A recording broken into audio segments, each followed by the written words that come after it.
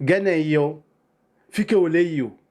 afika na ina egbiede kai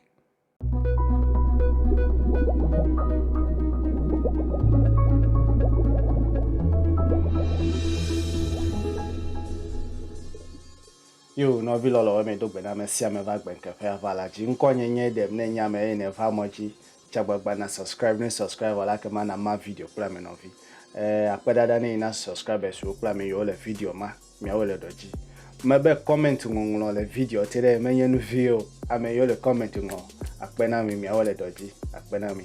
egbenu swede me ma fonu cho yin cho mi afa de ka wo hadeba me de ba nglo comment na mle telegram ji telegram ya nye agbonke me de ba nglo na mle fma ala be ni nglo le gboglobe de ka wo yi fe nya glo me le ya nyo be maga to aside ji alo maga no fma puta mi trova kwa maison menga le gars na mi le fait maison avant fait de ka wo me didio nu gbanto yi mi ati wan fofu do ya nye gbere kai mi le dodo egbere kai mi le dodo e ya nye nu gbanto yi ma ti wan gblobe ne mi be mi afonu mi agblo nya te fiere egbere kai mi le dodo enye mozotina mi enye nu de kai wu mi ati wan fofu do aje de ka wo gome me no gblobe ne mi cho mi afa anigba yo le mi asi cho gbadagba ofa glime cover Beni ma gbobe daho mai ma tasi Beni ma no daho mai yo daho mai le ya je ba ma no yo kama mi va togo mai afo abagede togo mai cho daho mai le wato ane ho mai kaka afo abagede mi ade duo mai ya abagede aflawo mai abagede voterage me no gbobe anyigba mare mi afa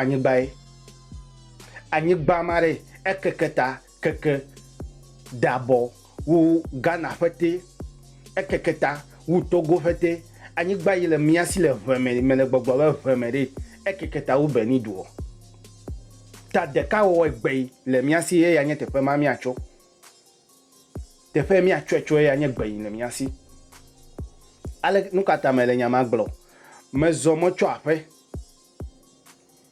ma glo be cho hohwe ho pando moma fete matofma fete kaka va gede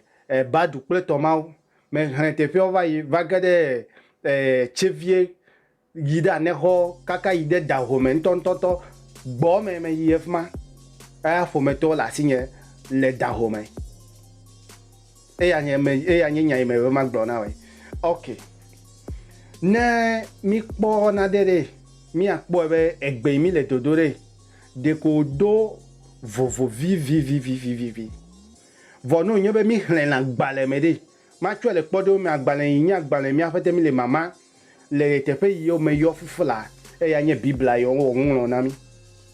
bibla yo ngolo na mi me fa gbale le kenye me pokede de un yi ma va idore Beni alo da home ma va gede gbadagba ofe grima gede votare jikona de sia de me akbo ebe gbale nye yawo me de kukuna me chichewe no ngulu agbale na mi me de kukuna me chichewe no ngulu agbale na mi ele vevede ele vemene keda agbale hunde ma gbale me ba agbale re agede ame nyu pla me von pasi me agbe si gbole ma ame voni zen ko wo von nyenye na me nyu ni zen ko wo nyenye ya eglo mele okay me be me zomo me le fifula United Arab Emirates si gbole ma obe United de wo de ka United egbe ma wa yo be United de fia be do no vovo mecha afova fofu yo do kwibe yo nye du de katawe okay nui ame ya wo le du ya me yime kpo ebe ne mi aveme mi be mi awe ma didio yimi ati wan wo de ka ya nye gbe onu anyi vovo va ire ni o va wenye be oldo alo oldo URDU ya ole egbiye yo egbe yi me le yoyo fifla ɖe wobe wotɔ ɖe wo etɔ gã ɖe woa dometɔ de tɔ gã ɖe eya do be kpɔ mi le fi ɖe dze be ma ŋlɔ egbe ma de gbe ɖe to ne gbie ɖe mia ƒete mia doe me le nu ƒo kpli wo fifla ɖe o do eya nye gbe yiwo le zaza le United Arab Emirates menye ya ɖeɖe o ne yi ɖe Oman egbe ma le dodo Kuwait egbe ma le dodo India tɔwo ƒete do egbe ma Pakistan tɔwo ƒete do egbe ma ne va Middle East o do eya nye gbe yi o dze be na le ne na te wa doe ame sia ame kple do gbe ma egbe ma le mia si yi nye mia ƒe ʋegbe mia de asi xɔxɔ mi ŋlɔ agbalẽwo no dzɔ fiafia agbe me le gbɔgblɔ ya me le gbɔgblɔ na teacher we mia tɔ teacher we o mi enye o fu gbi me na le sukuxɔ me kakaka be me le vernacular do o fu gbi me na mi kakaka le punishment na mi agbe ma me le gbɔgblɔ na we ma be o kɔ jizi kɔ fia mi yevu gbe. It is not our own will. Menye mia tontontontonton mia ƒe dzime didi o nye be ya ta mia me do yevu gbe de gbe sia gbe mi no dada fu. Me le ʋu me na mi o. Me le ʋu me na mi o. Ta egbie ɖe eya nye nu ɖeka yi mia ƒoƒu ɖo. Nye ma ƒo nu didi o. Me be ame tsitsiwo no kpɔe be woaŋlɔ eʋegbe gbalẽ we. Yi mia te woame le voter registry. Mia me le koyone dahome mia ma agbale make yi nya me chichiwo ƒe dɔ yi nya mia ƒe fiawo ƒe dɔ nye ma ƒo nu didi o mebe ne mia yi ŋgɔgbe ɖe egbie gbɔ wato mia dze mia ƒe kɔnuwo me egbie dodo mawo di mi le do mi le mia nɔ gɔme se gene yi o fike wo le yi o afika ne yina egbie ɖe kae egbie ɖe gba ɖekae ne mi nya tsitre ɖe ŋu va nya bla kɔ ɖe fuma ɖe kesinɔnu yiwo le to me na mi ɖe miakpɔ le mia di China tɔwo ava fia mia le mia kui menye woawoe ava kui na mi o mia va di America tɔwo mia kpli mia tsa miakpɔ le mia kui aƒe miakɔ kpɔ gbe ƒe nyɔnyɔ miakɔ dzra mɔ do ne mia tasi o no tasi accident o no tasi afɔkuwo dzedze egbe me be ma gblɔ koe ma me de kuku na we na tɔgbewo no se be ɖe egbe le mia si o be hemi no Jericho ma gblɔ ma nye me nya le ma gblɔ Biblia me ƒe nya ɖe ma o be Mawu nɔ dziƒo wo kpɔe be amegbetɔwo nu ɖeka le wo si egbe ɖeka le wo si ya ta wo le dziƒo xɔ tu kple susu be yewoa kpɔ ŋgɔgbe ɖeɖe ne woava tui le dziƒo ya Mawu dɔlawo kaka gbeme na we ne me le tsitsi gbɔ si gbɔ fiam le Biblia me ma Mawu tɔ ɖe dziƒo ewɔ mia eme mia amegbetɔwe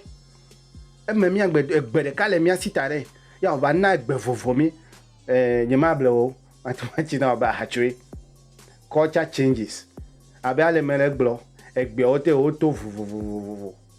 ne ge ɖe yevugbe me egbewo sugbɔ le yevugbe me yiwo egbe change of environment China ƒe egbeawo si gbe ko wotsa nyɔ tɔgbe gblɔe be China yawo le yɔyɔ be China eya ko mi le gbɔgblɔ ma ne mi ge ɖe mia de kɔnu me mi ke ɖe gbea me ɖe miakpɔ nyateƒe na gbie nɔvi lɔlɔ enya ɖeka yi me tsitre ɖo be miakɔ kpɔ ɖeka wɔwɔ ƒe akpa gbãtɔ eya nye be ne miagava miatso le voter registry ava yi ɖe nɔtse be mi yazã duƒe ɖe mina mi like egbee mina mi like egbee egavi miate ŋu adzɔ ɖe mi kɔ ʋu printing press agbalẽwɔƒe we ne mi dze gbee mama le fuma eya ma nɔ me ɖe mi ma kpɔ ŋgɔgbe ɖeɖe o eyi ɖeka wɔwɔ ma nɔ me ma kpɔ ŋgɔgbe United Arab Emirates wo kpɔe be ne yiwo me wɔ ɖeka yi ma kpɔ ŋgɔgbe ɖeɖe o ya ta Dubai le tsitsi ya ta Abu Dhabi le tsitsi ya ta Len le tsitsi city wo ƒete ame sia ame kple airport le esi ame sia ame kple airport le esi ne ge ɖe charger wa ʋu nu me na ɖeke yo ɖeka wɔwɔ egbee ne nye me va fifi la me va le nye yevu gbe ɖeka ɖe nye ma kpɔ ŋgɔgbe ɖeɖe ɖeke o ɖe edze be ma kɔ ɔdua kɔ tsa ya ta me va le ɔdua tse srɔ̃ me be nu ina be me va isro blugbe ya nya be o china be no ma do blugbe ko nyama na do e ke ma do ma nya wo na wo ne mi atogbe opo ebe agbale on do vo mi le agbale on vo de mebe mi akpale mi awo ne mi ape nu nyia me we yo le to me na mi de mi akpale mi atro asile un e ke ma do ava pe mi akpongo gbe de dagbe we will also mi anto mi achere mi akwa me oda pe wa ran gbale wa do fegbe ne ni ma ka acho kable to kolia o fete o do fegbe so we have upper hand. We've got all it take for now. Be mi a odeka. Egbiye de mi ko odeka gbo. Egbiye de mi ko odeka. Ne mi a fa me chichi ocho le eho. Ocho le hohwe. Ocho le voltage. Kova noche. Oyo mi ato yo le daho me benova. Ne mi a duaza. Mi a wota pekpe. Mi a wota pekpe. Vemeta pekpe.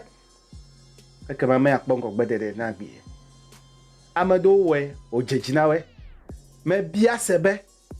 Odo idomilere ale ko jo ape Pakistan, India, Afghanistan.